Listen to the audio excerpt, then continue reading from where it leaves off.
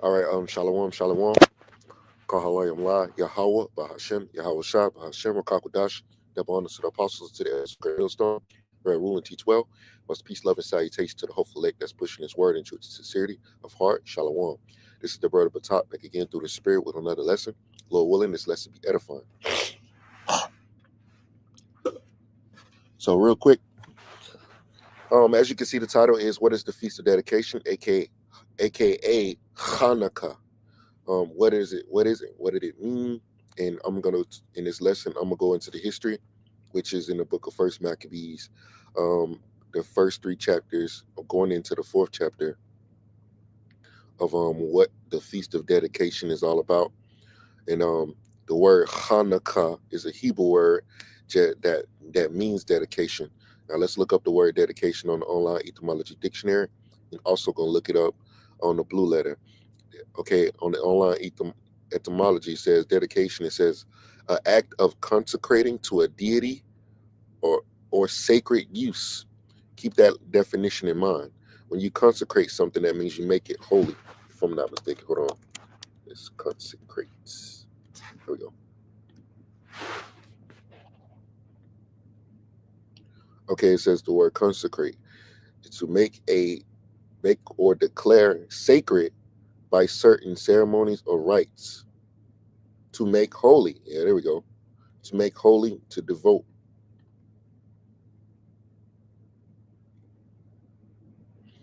To make or declare sacred. To devote or dedicate from profound feeling. Consecration. The act of separating from a common to a sacred use. If something is consecrated, then it's sacred.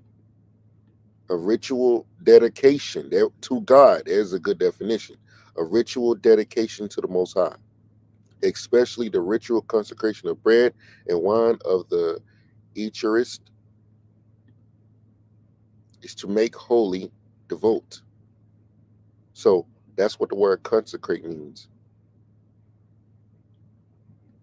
So keep those definitions in mind. Let's go back to order dedication, an act of consecrating to a deity or sacred use. Mm-hmm. To consecrate, proclaim, affirm, set apart.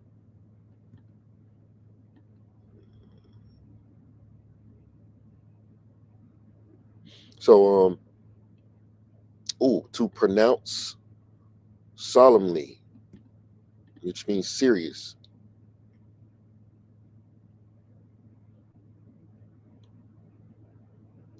See, the word solemnly says in a serious manner, with deep sincerity. To pronounce solemnly.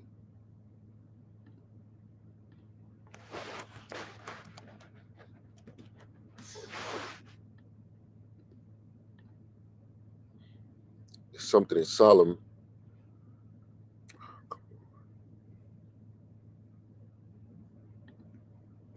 I don't know if y'all can see that damn bubble on my screen.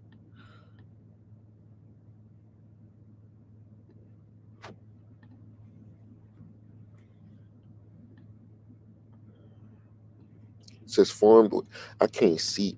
Damn it, man. I hate when this shit happens. It says devoted, vow, make under religious sanction, binding.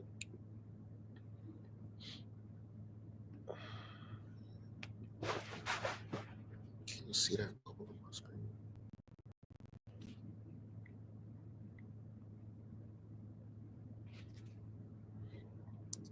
So the meaning of dedication is to make it consecrated, make it holy again, if you will. So let's go to the book of First Maccabees, chapter 1. It says First Maccabees 1:1, and it happened after that Alexander, son of Philip the Macedonian, who came out of the land of Shittim, I'm sorry,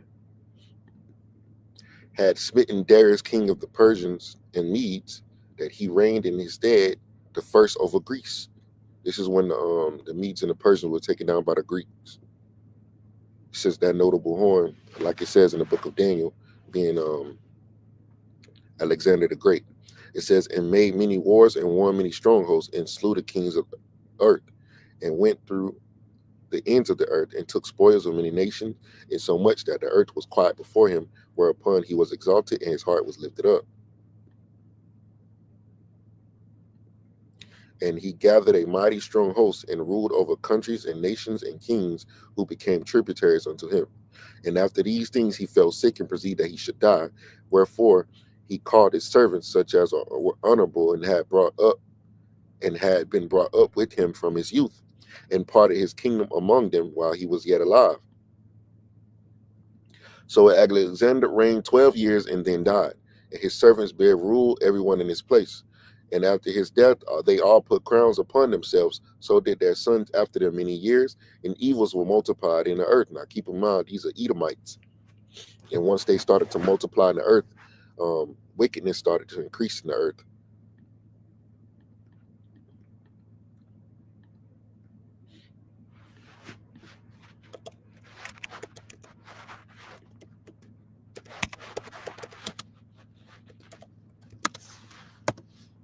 Well,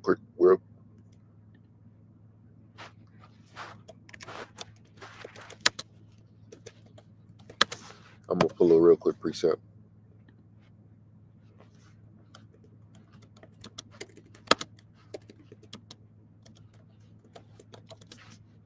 Book of Proverbs. Proverbs.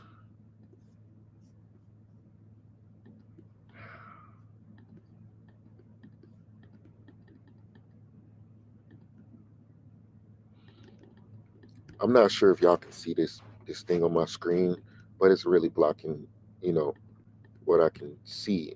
Let me see. I don't know if y'all can see that. I can't see part of my screen because it's blocking it.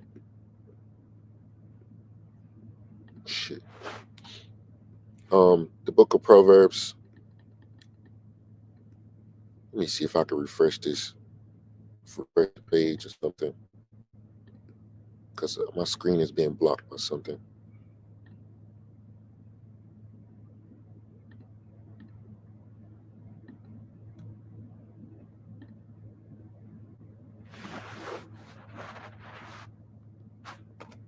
I'm gonna just pull the precept on my phone.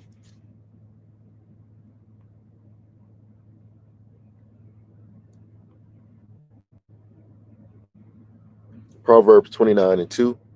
It says, when the righteous are in authority, the people rejoice. But when the wicked beareth rule, the people mourn.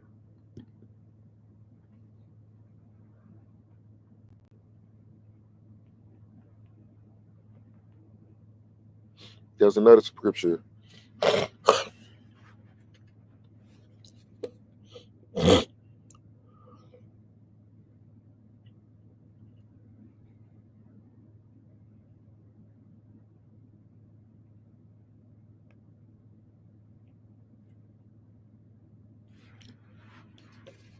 It's another scripture about the wicked being increased.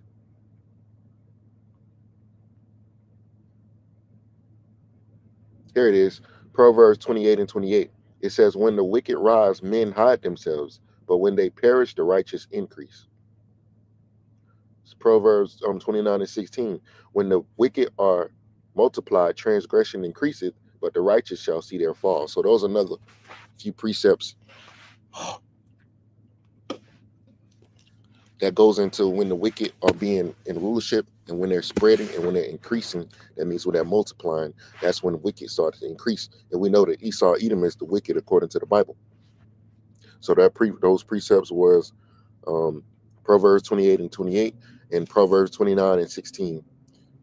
So I can't pull them up on my screen. Well, I can pull them up, but I got this big box on the left side of my screen, and it's blocking me from seeing things, and it won't go away. This shit is annoying. But the show must go on. I don't know if y'all can see it, but it's clearly it's days on my screen. it came from when I opened that bubble to show the definition of word like this, and it's stuck on my screen, like it won't go away. But the show must go on, man. First Maccabees, the first chapter, and ninth verse. I'm sorry, the 10th verse. And there came out of them a wicked root, Antiochus, surnamed Epiphanes, son of Antiochus the king, who had been an hostage at Rome, and he reigned in the 137th year of the kingdom of the Greeks. So I got these few precepts to show you the context of what's going on. The Greeks are taking over, and the most specifically, the main character that was going to bring all the hell upon the nation of Israel is Antiochus Epiphanes. Verse 11 says, in those days where went there out of Israel wicked men who persuaded many, saying, let us go up and make a covenant with the heathen that are round about us. For since we are departed from them, we have had much sorrow. So this pleased them well. In verse 12, verse 13. And then certain of the people were so forward herein that they went to the king, who gave them license to do after the ordinance of the heathen.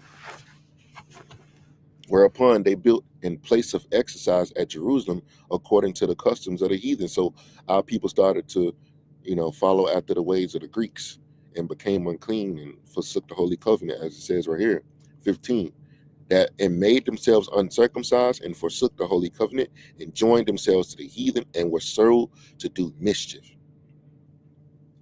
So let's jump down a little bit to the point of when all of the fuckery began to happen.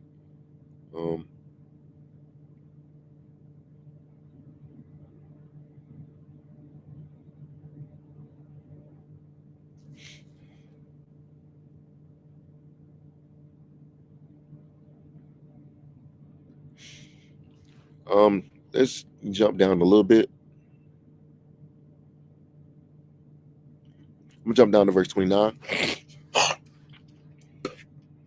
We're gonna get into it. This is the book of First Maccabees, chapter 1, verse 29. And after 2 years fully expired, the king sent his chief collector of tribute unto the cities of Judah, who came unto Jerusalem with a great multitude, and spake peaceable words unto them, but all was deceit. For when they had given him credence, that means they believed his words, he fell suddenly upon the city and smote it very sore, and destroyed much people of Israel. And when he had taken the spoils of the city, he set it on fire, and pulled down the houses and walls thereof on every side.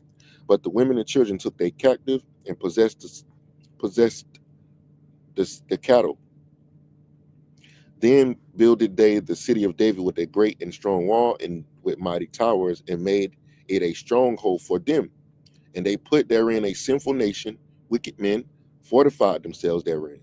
They stored it also with armed individuals, and when they had gathered together the spoils of Jerusalem, they laid them up there, and so they became a sore snare. For it was a place to lie in wait against the sanctuary and an adversary against Israel. I'm sorry, adversary to Israel. Thus they shed innocent blood on every side of the sanctuary and defiled it, insomuch that the inhabitants of Jerusalem fled because of them, whereupon the city was made a habitation of strangers, and became strange to those that were born in her, and her own children left her. Her sanctuary was laid waste like a wilderness, her feasts were turned into mourning, her Sabbaths into reproach, her honor into contempt, because these Greeks have totally came in and subdued the city and took it over, a hostile takeover, if you will. So much foolishness and profanation was going on in the city, to the fact that people our Israelites was just leaving, which they was fleeing away from these devils, man, these Greeks, these heathens, Edomites. They was taking over the city, if you will. It's verse 41. I'm getting down to the point, moreover, King Antiochus wrote to his whole kingdom that all should be one people.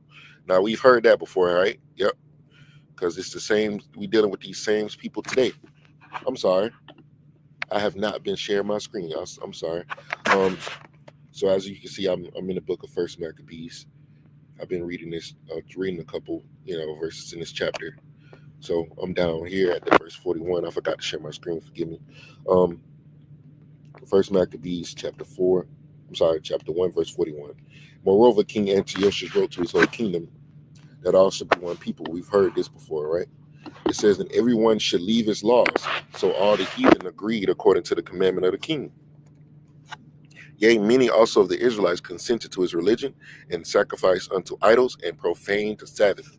So our people following after the ways of the heathen, even and had not having any integrity. Although some of the Israelites had integrity and they chose to die. And we're gonna it's gonna tell you a couple examples of those that didn't follow after the king's commandment and they end up getting killed, put to death. 44 it says, for the king had sent messengers sent letters by messengers unto Jerusalem and the cities of Judah that they should follow the strange laws of the land and forbid burnt offerings and sacrifice and drink offerings in the temple, and that they should profane the Sabbath and festival days. So they couldn't do none of the customs that we're used to doing. They was banned from doing their customs, if you will, under the penalties of death by the king Antiochus. It was bringing heavy affliction upon our people. Persecution. Verse 46, and pollute the sanctuary and holy people. So keep in mind, he polluted the sanctuary. Set up altars and groves and chapels of idols and swine's flesh and sacrifice swine's flesh and unclean beasts. So they was doing all kinds of wickedness in the sanctuary, in the temple. That they should also leave their children uncircumcised and make their souls abominable with all manner of uncleanness and profanation, to the end that they might forget the law and change all the ordinances. This is what is called the Hellenistic period, man. Um, Hellenization, when our people was forced away from their customs.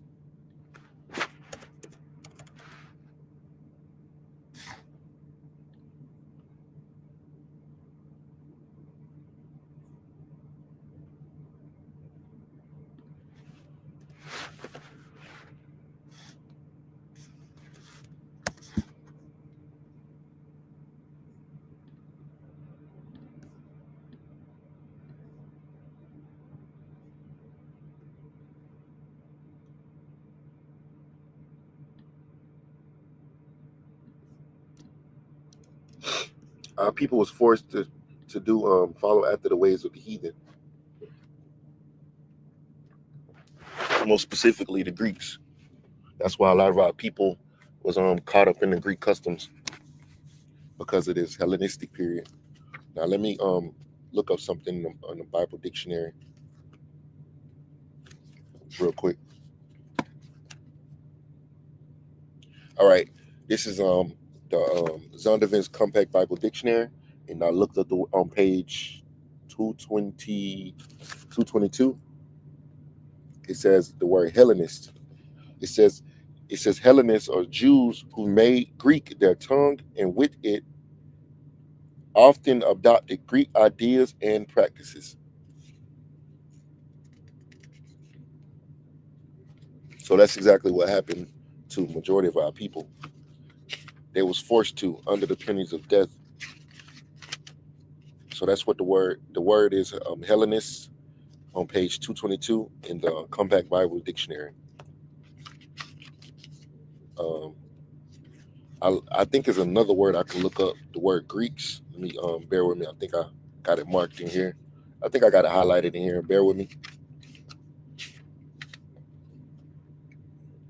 All right, yeah.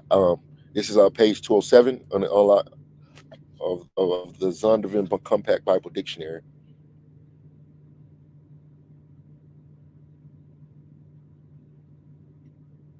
All right, this is under the word Greece.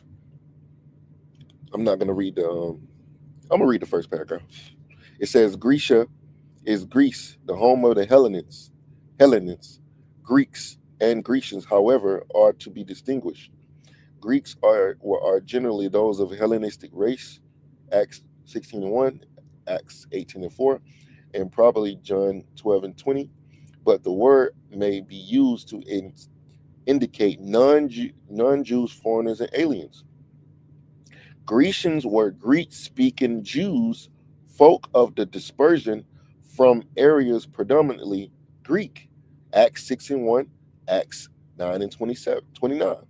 See, Greeks were Greek-speaking Jews, folk of dispersion from areas predominantly Greek. Now it has Acts chapter 1 verse 6. I'm sorry, verse 6 and 1. Because a lot of our people around this time, they was forced to follow after the customs of the Greeks under the penalties of death. And so our people, they left from off their heritage,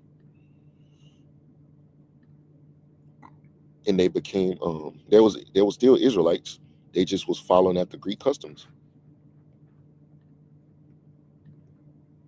Acts 6 and 1.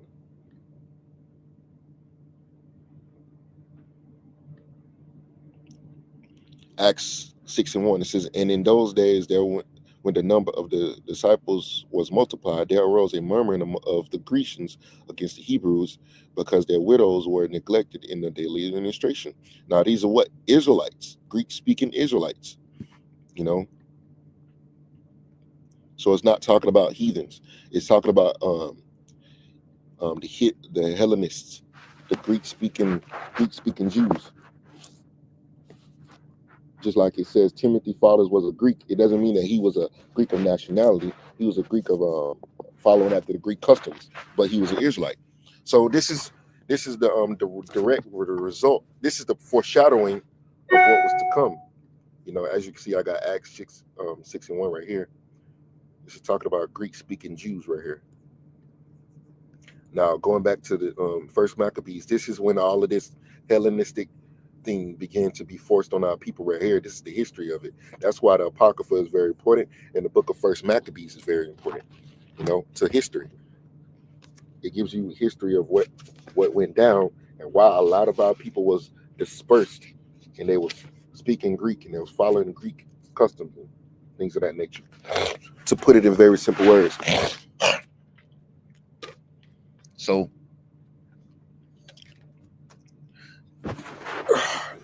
let's go back to the book of First Maccabees, chapter 1, in verse 49, verse 50. It says, and whosoever will not do according to the commandment of the king, he said should die. So under the penalties of death, they had to follow after the customs and the things of the Greeks. They couldn't even, they probably most likely couldn't even speak their native language either, man. You know? Verse 51, in the self-same manner wrote he to his whole kingdom, and appointed overseers of the people, commanding the cities of Judah to sacrifice city by city. Then many of the people were gathered unto him, to wit, everyone that forsook the law, and so they committed evils in the land, and drove the Israelites into secret places, even wheresoever they could flee for secure. Now the 15th day of the month, Kaslu,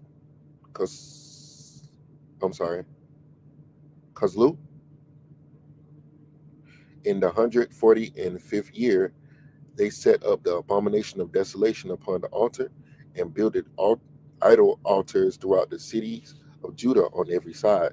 This is spoken about in the book of Daniel, the 11th chapter, the abomination to make it desolate, abomination of desolation. That happened multiple times, even around the time of the Romans. So the abomination of desolation, when they was putting those putting those idols inside of the temple and things of that nature, and setting up idol altars, and as you can see, like it says, and burn incense at the doors of their houses and in the streets. And they don't even supposed to enter into the temple, man. They don't even supposed to go into there, you know. So just by them entering into the temple is an abomination, man. You know, they supposed to be profane. Esau is profane. It means outside of the temple, you know. They can't go into our temple.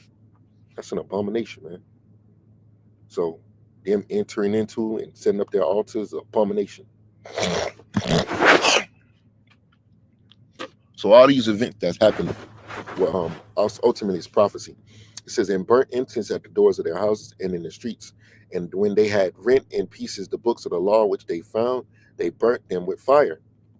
And whosoever was found with any book of the testament, or if they any committed to the law, the king's commandment was that they should put him to death. See that? Draconian legislations. These are draconian legislations, man. Severe punishments for the simplest crimes. Just by having the books of the law be put to death.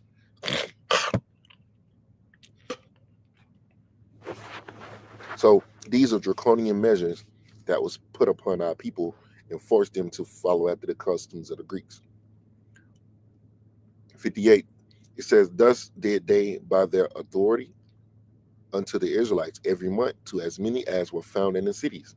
Now the 25th day of the month they did sacrifice upon the idol altar, which was upon the altar of God, in which time, according to the commandment, they put to death certain women that had caused their children to be circumcised. See, that's another draconian measure. You can't circumcise your child or you'll die. And they hanged the infants by about their necks. That sounds familiar, don't it? And rifled their houses and slew them that had circumcised them. Howbeit many in Israel were fully resolved and confirmed in themselves not to eat any unclean thing, wherefore the rather to die than that they might not be defiled with meats, and that they might not profane the holy covenant.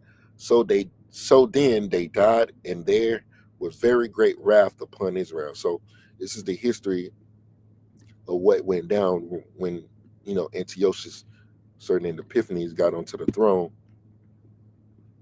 and he started to persecute our people. Now, First Maccabees 3:1. Then his son Judas, called Maccabeus, rose up, and instead, this is after Mattathias died.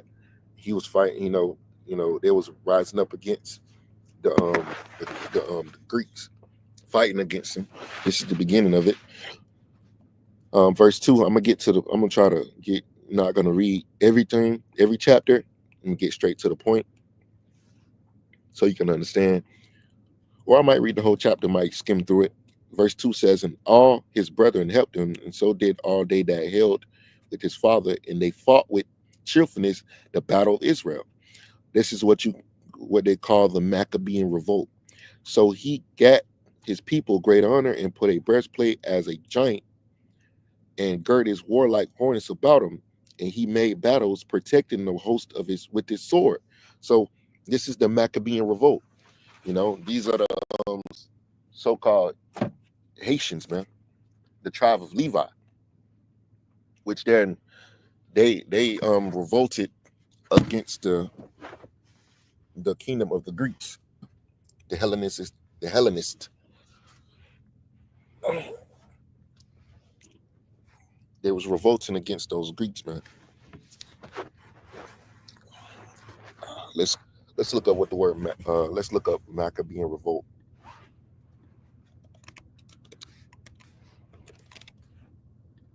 Okay, damn it. It says the Maccabean revolt was a Jewish rebellion led by the Maccabees against the Seleucid Empire and against Hellenistic influence on Jewish life. So this is a well-documented history.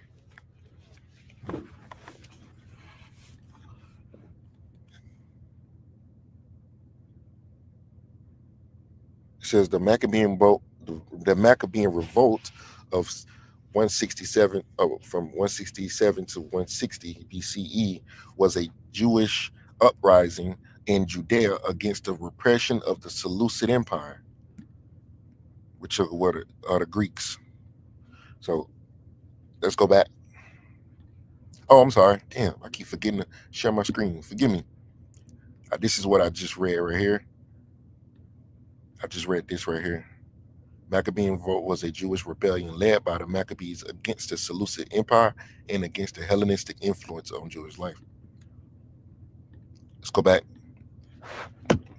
First Maccabees 3 and verse 3, verse 4. In his acts he was like a lion, and like a lion's whelp roaring for his prey, which is what lion's whelp is, like a young lion. It says he pursued the wicked and sought them out and burnt up those that vexed his people. So he was fighting, they was fighting for Israel. They was fighting for the restoration of our people and of our kingdom and of our land, you know, because if they didn't fight against those devils, man, they would have completely took us all out. So they had to fight back, man. Verse 6, they was even attacking us on the Sabbath day, man. You know, so those Greeks was really hell bent on subduing and destroying our people. But you know, the Lord put the spirit on the Maccabees and those that were with him to fight for our people, for our heritage. Wherefore the wicked shrunk for fear of him, and all the workers of iniquity were troubled, because salvation prospered in his hand.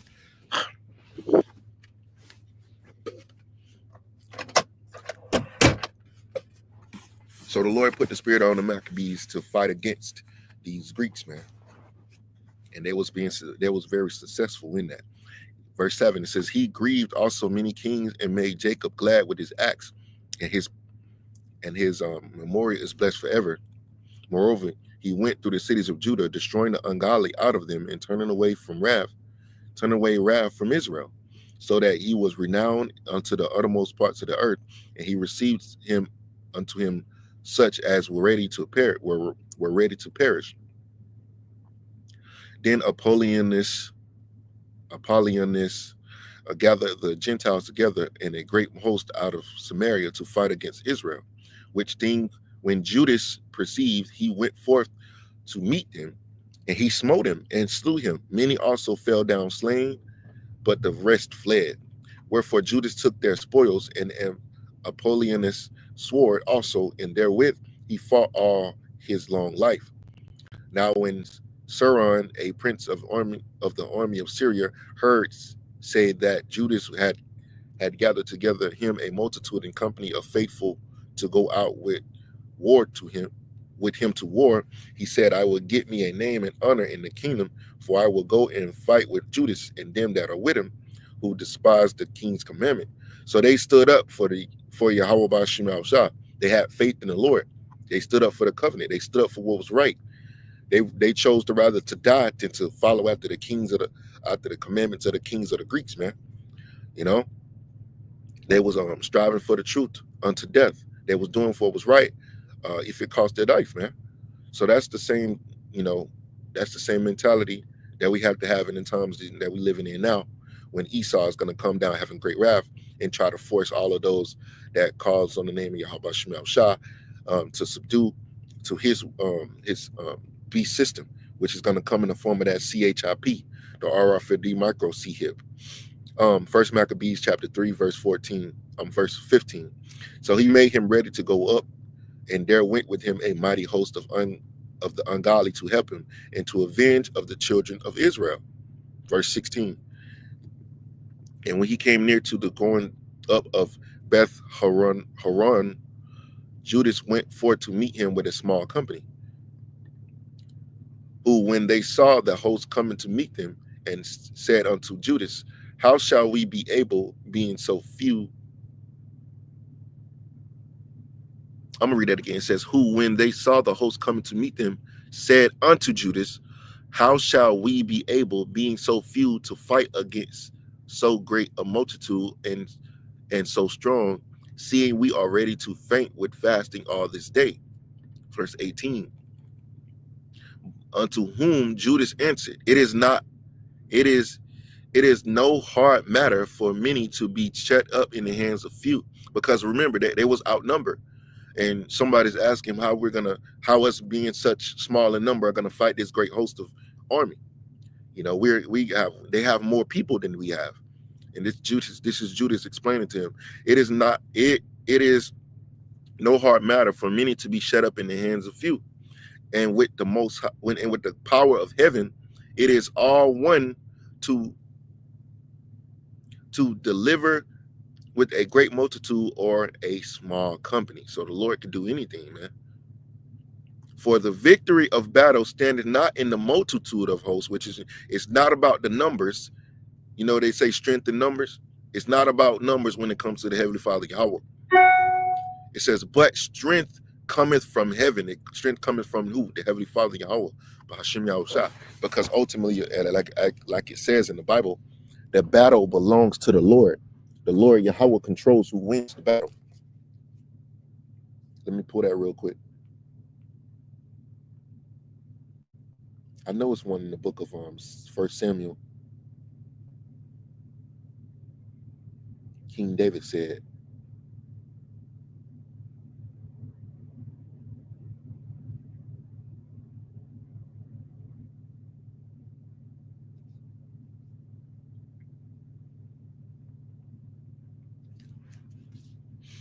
I know some book of one in 1 Samuel is what I'm thinking about.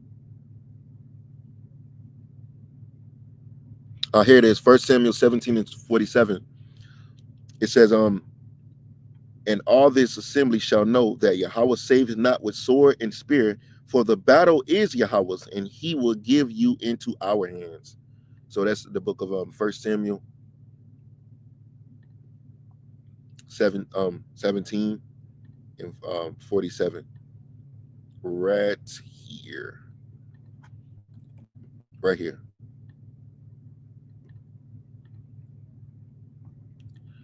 Yeah, I'm not pulling up on my screen because it's hard to with this damn thing on my screen, man. Let's see. NLT says, and everyone assembled here will know that the Lord rescues his people, but not with sword and spear. This is Yahweh's battle, and he will give you to us, because the Heavenly Father controls who wins and who loses these wars. So it's not about numbers. You can have all the numbers in the world, but if the Lord Yahweh wants you to lose this battle, you're gonna lose, because he controls it. All right, so he controls who wins and who loses. So if you get defeated in battle, guess who allowed you to get defeated? The Heavenly Father Yahweh. And they understood this. So this is the book of 1 Maccabees 3 and verse 20. Then they came against us in much pride and iniquity to destroy us, and our wives and children to spoil us. But we fought for our lives and our laws. Wherefore the Lord himself will overthrow them before our face. And as for you, be ye not afraid of them. Now as soon as he had left off speaking, he leapt up suddenly upon them, and so Saran and his hosts were overthrown before him, and they pursued them from the going down of Bethoron unto the plain, when where were slain about 800 men of them, and the residue fled to the land of the Philistines. Then began the fear of Judas and his brethren, and an exceeding great dread to fall upon the nations round about them, insomuch as his fame came unto the king, and all the nations talked of the battles of Judas.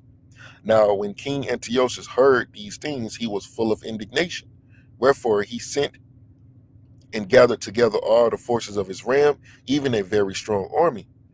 He opened also his treasure and gave his soldiers pay for a year, commanding them to ready whensoever he should need them. Nevertheless, when he saw that the money of his treasures failed, and that the tributes in the country were small because of this dissension and plague which he had brought upon the land, and taking away the laws which had been of old time, he feared that he should not be able to bear the charges any longer, nor to have such gifts to give so liberally as he did before, for he had abounded above the kings that were before him. Wherefore, being greatly perplexed in his mind, he determined to go into Persia, there to take the tributes of the countries and to gather much money. So he needed money for war. He needed more money for for these wars and things like that, if you will. He needed more money. Antiochus was getting a little broke, a little thin. So he left Lysias, a nobleman, and one of the blood royal to oversee the affairs of the king from the river Euphrates unto the borders of Egypt, and to bring up his son Antiochus until he came again. Moreover, he delivered unto him the half of his forces and the elephants, and gave him charge of all things that he would have done, as also concerning them that dwell in Judah and Jerusalem, to wit, that he should send an army against them to destroy and root out the strength of Israel and the remnant of the remnant of Jerusalem, and to take away their memorial from that place. See, that was what they intended to do, and they're trying to do the same thing today. Psalms 83. Let's destroy them from being a nation.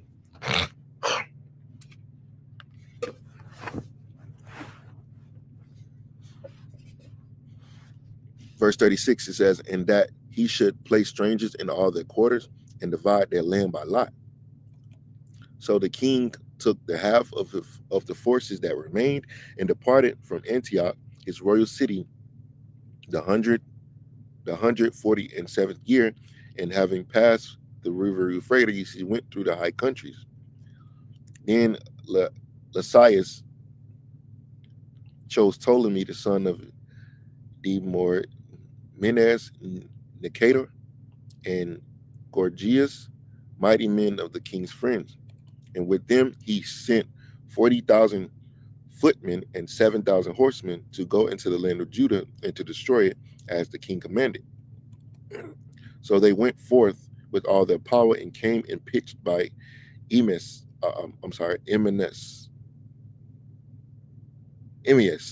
in the plain country. And the merchants of the country, hearing the fame of them, took silver and gold very much with servants, and came into the camp to buy the children of Israel for slaves. A power also of Syria and of the land of the Philistines joined themselves unto them. Now when Judas and his brethren saw that miseries were multiplied, and the forces did encamp themselves in their borders, for they knew how the king had given commandment to destroy the people and utterly abolish them.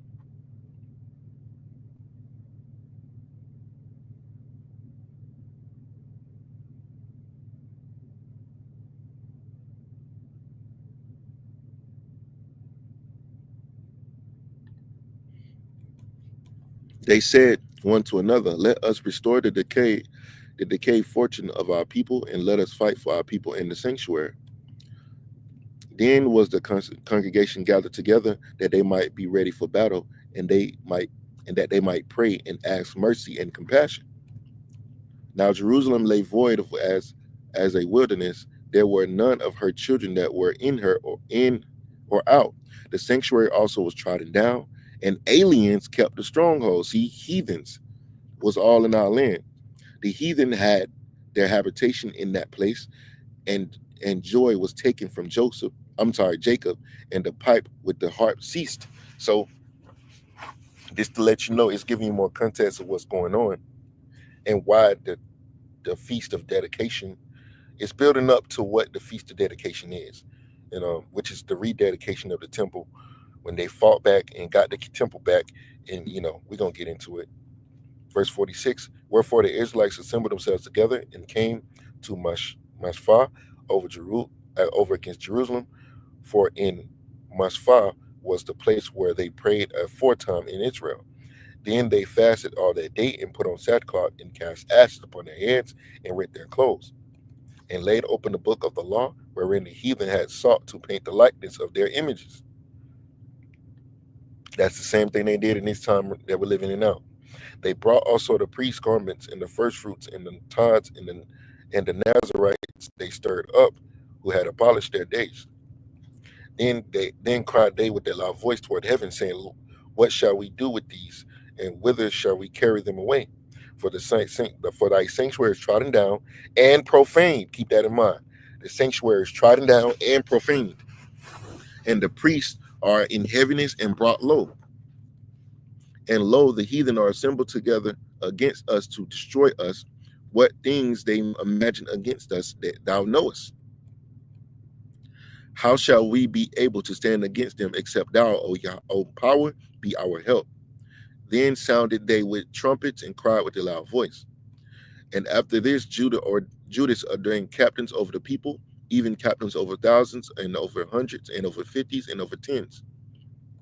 But as for such as were building houses, or had betrothed wives, or were planting vineyards, or were fearful, those he commanded that they should return every man to his own house according to the law. So the camp removed and pitched upon the south of Emus. And Judas said, arm yourselves and be valiant men, and see that ye be in readiness against the morning, that ye might fight with those nations that are assembled together against us to destroy us in our sanctuary. For it's better for us to die in battle than to behold the calamities of our people in our sanctuary. Nevertheless, as the will of the Most High is in heaven, so let him do. So let's go to the next chapter. First Maccabees 4:1. Then took Gorgias 5,000 footmen and 1,000 of the best horsemen, and removed out of the camp by night. And this is the chapter where it's going to get into, our people destroying and rededicating the temple.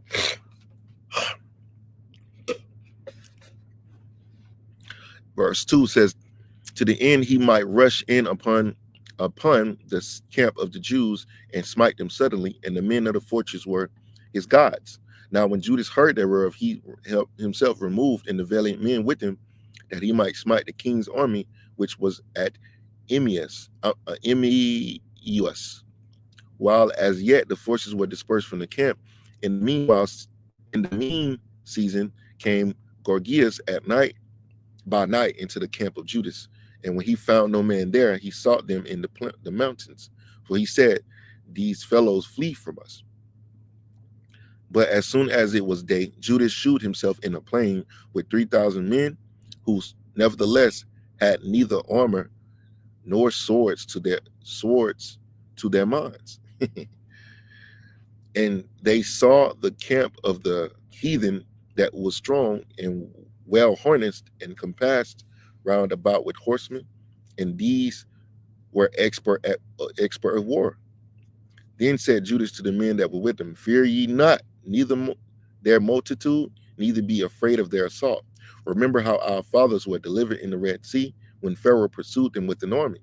Now, therefore, let us cry unto heaven, if peradventure the Lord will have mercy upon us, and remember the covenant of our fathers, and destroy their host before our face this day, that so all the heathen might know that there is one who delivers and saveth Israel, which his name is Yahweh Hashem Yahushua.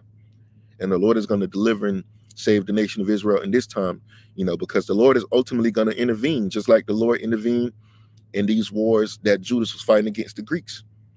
Then the strangers lifted up their eyes and saw them coming over against him. Wherefore they went out of the camp to battle, but they that were with Judas sounded their trumpets. So they joined battle, and the heathen, being discomfited, fled into the plain. Howbeit all the hindmost of them were slain with the sword, for they pursued them unto Gazaria, and into the plains of Idumea and Azotus and Gemnia, so that there were slain of them upon 3,000 horsemen. 3,000 men. This done, Judas returned again with his host from pursuing them, and said to the people, be not greedy of the spoil, insomuch as there is a battle before us. Let me see. I'm gonna jump down a little bit.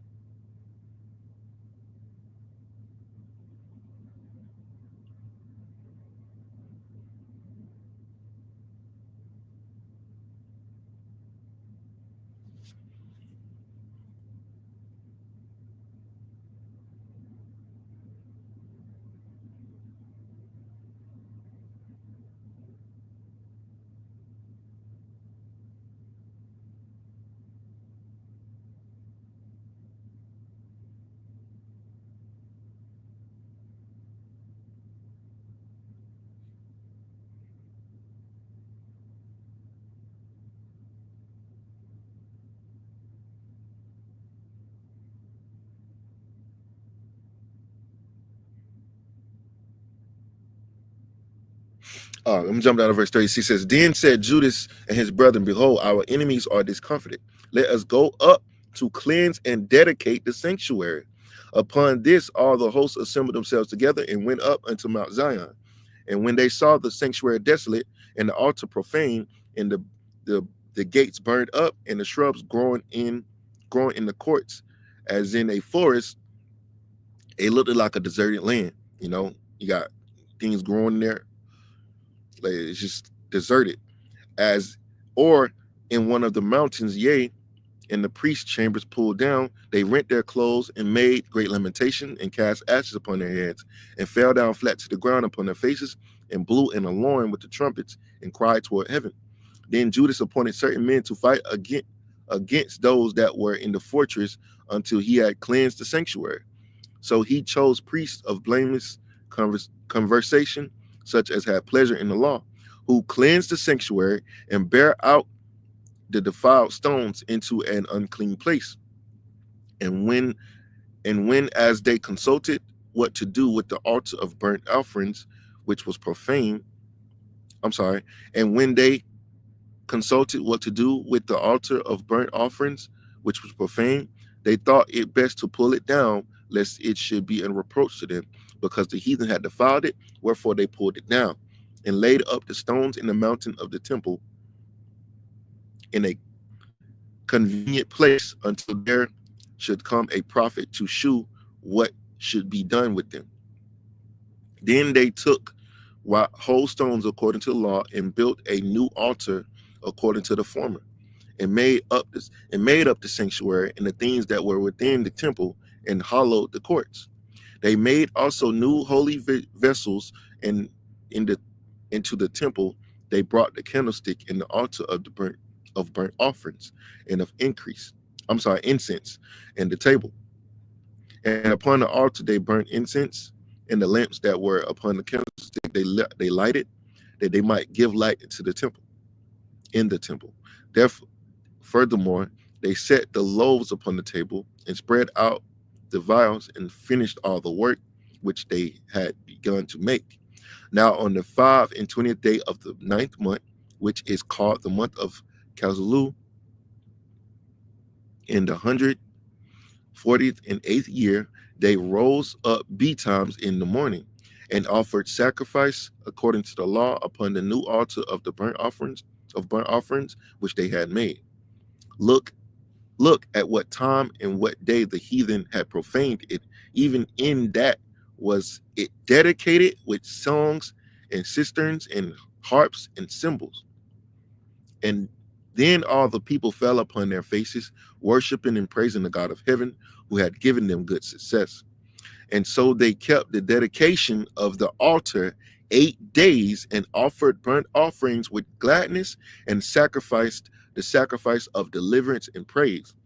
They decked also the forefront of the temple with crowns of gold and with shields, and the gates in the chambers were they renewed and hanged doors upon them. Thus was there very great gladness among the people, for that the reproach of the heathen was put away.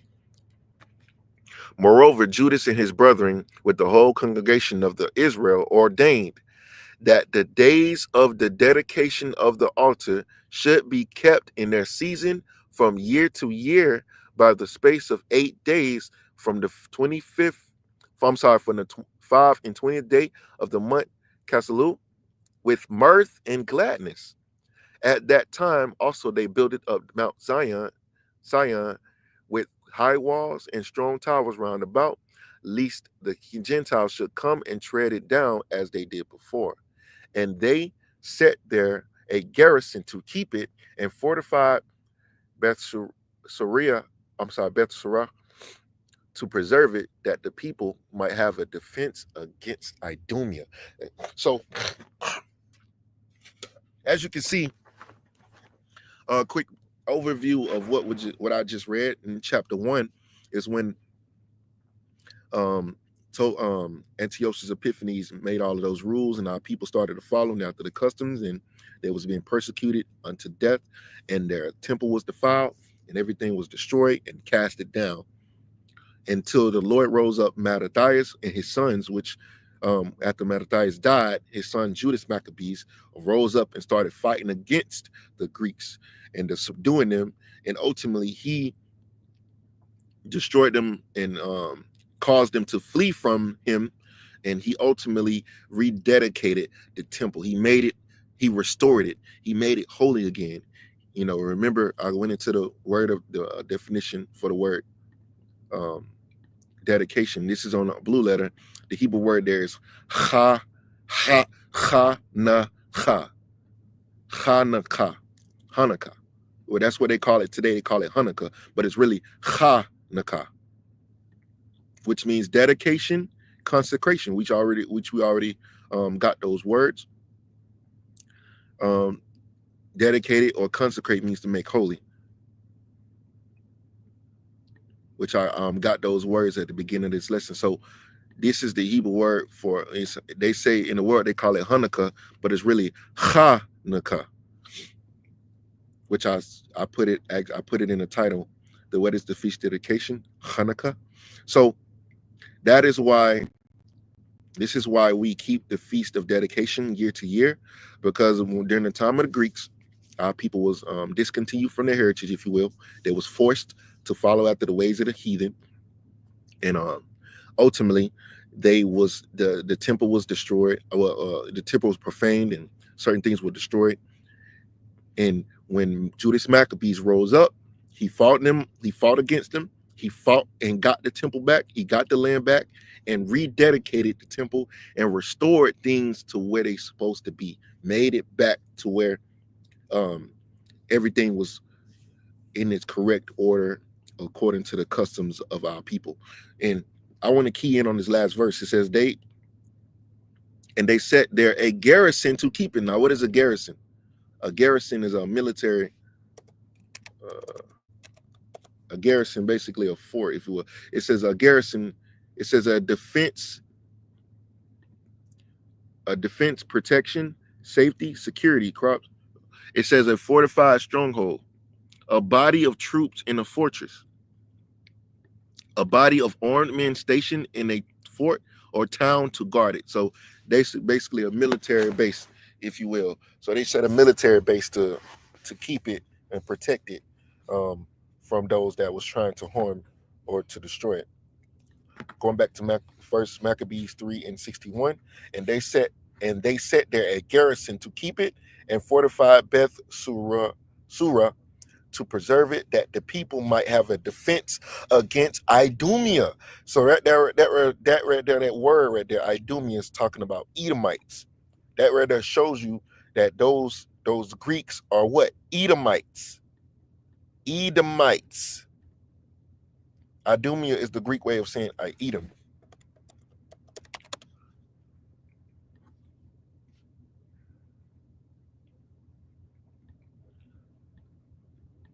It says Idumea. It says Bible meaning eat red or Edom.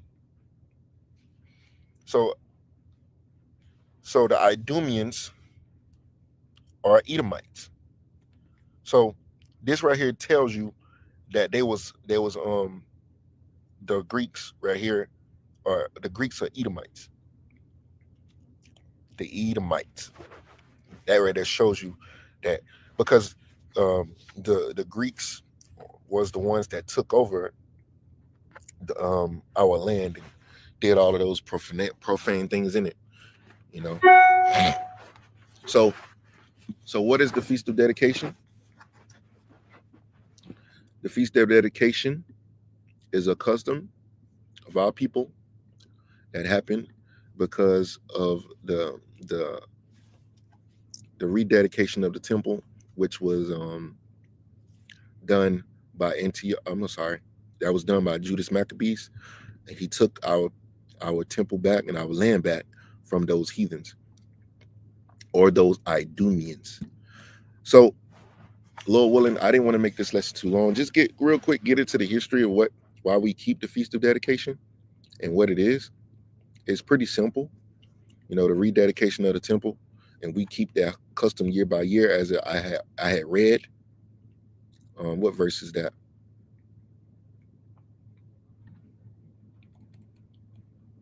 Here it is, verse 59. Moreover, Judas and his brethren with the whole congregation of Israel ordained that the days of dedication of the altar should be kept in their season, which we're in that season now, from year to year by the space of 8 days for the 25th day of the month of Kasu with mirth and gladness. So that's why we keep the feast of dedication, because of the rededication of the temple from the Idumeans, which persecuted our people. I'm sorry, this is the fourth chapter, not the third chapter. The rededication of our temple in our from the Idumeans, which are the Edomites or the Greeks of that time. So this is the fourth chapter, not the third chapter. So this is just a real quick lesson, man. What the history about the Feast of Dedication, aka Chaanakah, and why we keep that custom every year, year by year. And also, when Yahweh Shah was on the scene, they also was keeping the Feast of Dedication. Let's get that real quick. This is the book of John, chapter 10, verse 22. It says, and it was at Jerusalem, the Feast of Dedication, and it was winter.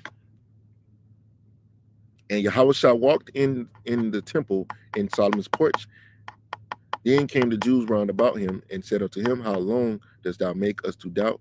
If thou be the anointed, tell us plainly. So I just wanted to get that day, Yahweh Shah, even around that time of Yahweh Shah was on the scene, they was also keeping the Feast of Dedication,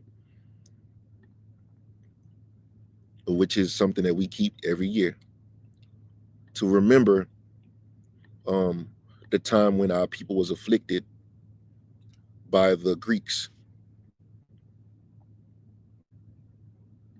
See, this is the verse right here, verse 22. The Feast of Dedication. So right now we are in the Feast of Dedication, and we ought to remember this history that happened in the book of Maccabees. This is our history, and this is we're living in that time right now in the week of the Feast of Dedication. And I hope you brothers enjoy your Feast of Dedication, or aka Hanukkah, which means dedication. So with that, Lord willing, let's edifying, just real quick to the point.